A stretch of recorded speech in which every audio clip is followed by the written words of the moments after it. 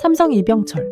이병철은 대구에서 300건을 미천으로 쌀과 마른 명태를 판매하는 삼성 상회를 열었습니다. 장사 경험은 없었지만 약속한 가격을 끝까지 지키는 정직한 거래를 원칙으로 삼아 신뢰를 쌓았습니다. 해방 후에는 삼성물산을 세워 무역업으로 사업을 확장하였고 제1제당을 설립하여 설탕의 국산화에 성공하였습니다.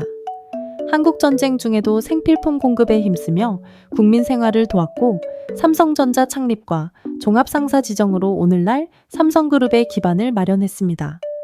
사업보국이라는 철학을 평생 실천하였으며 숨을 거두기 직전까지도 신문기사를 스크랩하며 배움을 게을리하지 않았습니다. 현대 정주영. 정주영은 강원도 통천에서 태어나 집에서 키운 소 한 마리를 팔아 서울로 올라왔습니다. 쌀 배달 사업을 시작으로 아도 서비스를 인수해 자동차 정비업에 뛰어들었고 이후 현대자동차 공업사를 설립하였습니다. 6.25 전쟁 중에는 미군 차량 정비를 맡아 기반을 마련하였고 건설업에 진출하여 중동 사막에서 수십억 달러 규모의 공사를 직접 수주하였습니다. 이봐 해봤어? 라는 말처럼 불가능에 도전하며 현대중공업을 세우고 한국 조선업을 세계적인 수준으로 성장시켰습니다. 유한양행, 유일한은 평양에서 태어나 미국에서 약학을 공부한 후 종로에 유한양행을 설립하였습니다. 일제강점기라는 어려운 시기에도 국민 건강 향상을 위한 신념으로 회사를 지켜냈으며 진통소염제인 안티프라민을 자체 개발하여 의약품 자립에 기여하였습니다. 해방 후에도 세금을 성실히 납부하며 윤리경영을 실천하였고 평생 기업이익의 상당 부분을 사회에 환원한 사회적 기업가였습니다. 그의 철학은 유한 킴벌리 설립에도 영향을 미쳐 위생용품 보급에 큰 기여를 하였습니다. 효성, 조홍재는 경남 함안에서 태어나 효성물산을 창업하고 무역업에 뛰어들었습니다. 이후 섬유업으로 사업을 확대하여 나일론과 폴리에스터 원사 생산에서 큰 성과를 거두었으며 중공업으로 영역을 넓혀 변압기와 중전기기 생산에도 나섰습니다. 그는 정도 경영을 철학으로 삼아 윤리적이고 투명한 기업 운영을 실천하였고 기술 개발과 품질 향상에 끊임없이 투자하였습니다. 교육과 문화 분야에도 기부를 아끼지 않았으며 이병철, 구인회와 함께 고양이 같은 인물이기도 합니다. LG, 구인회는 진주에서 태어나 구인회 상회를 창업하며 사업을 시작하였습니다. 이후 부산에서 락키화 공업사를 세우고 럭키치약을 출시하여 큰 성공을 거두었습니다. 치약통 뚜껑이 잘 깨지는 문제를 해결하기 위해 국내 최초로 플라스틱 제품을 생산하면서 국내 플라스틱 산업의 문을 열었습니다.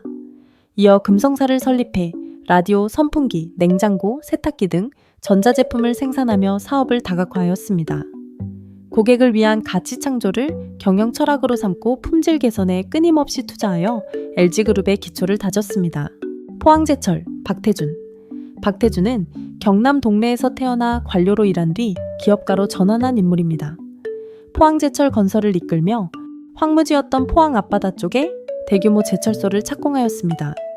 일본 신일본제철과의 협상에서는 기술 도입을 위한 파격적인 조건을 이끌어내며 협상력을 입증하였고 포스코의 사장과 회장을 역임하며 세계적인 제철소로 성장시켰습니다.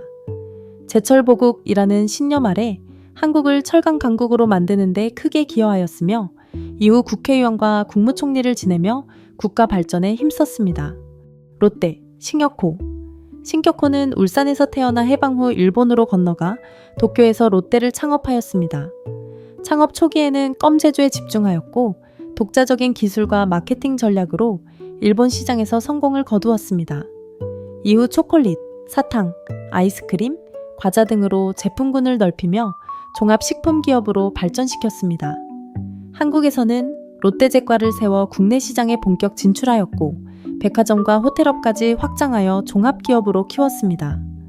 평생 한국과 일본을 오가며 양국 경제 교류에 기여하였고 90세가 넘어서도 경영 일선에서 활동하였습니다.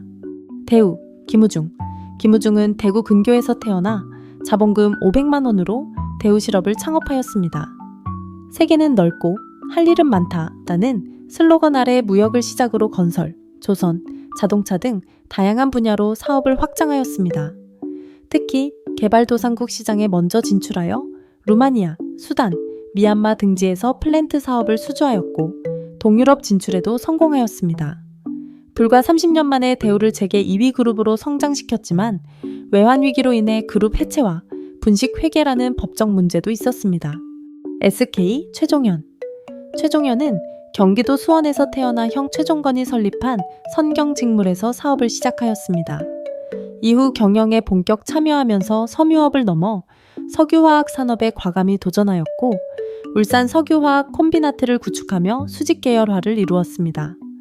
유공을 인수하여 석유 및 석유화학 기반의 SK그룹 성장 토대를 마련하였고 부계맨 유전 개발 등 해외 에너지 사업에도 앞장섰습니다.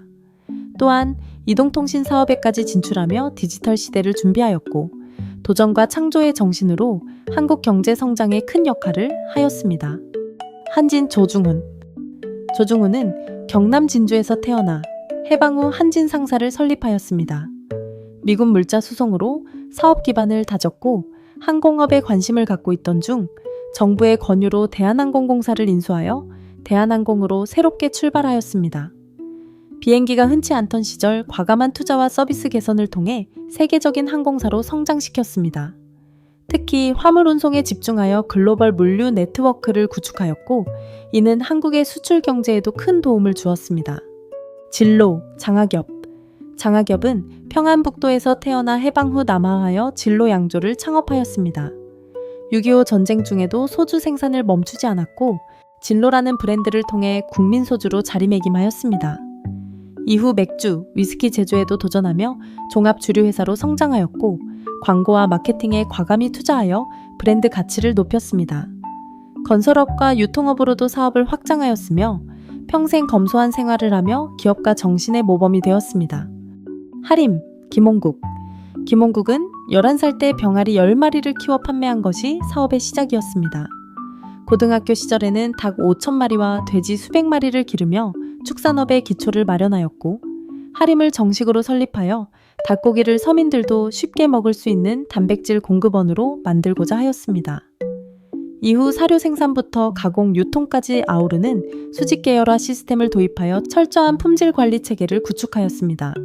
해외 시장에도 적극 진출하여 양계 산업의 외연을 확장하였고 브랜드 양계 개념을 국내에 정착시킨 선구자입니다.